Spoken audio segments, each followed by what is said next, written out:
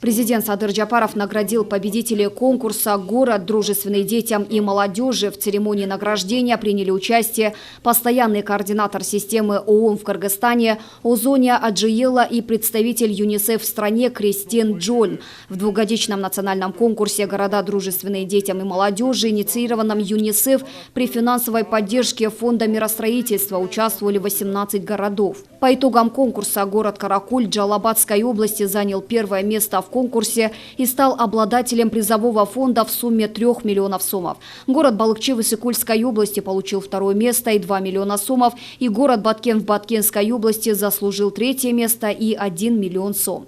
Также 10 городам, набравшим высшие баллы по комплексной оценке, проведенной Министерством культуры, присвоено название «Город, дружественный детям и молодежи».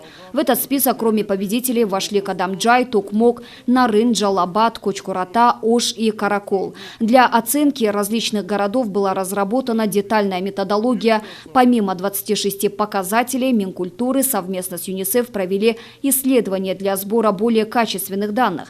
Комиссия приняла окончательное решение, используя все собранные доказательства, включая отчеты и документы, представленные различными муниципалитетами.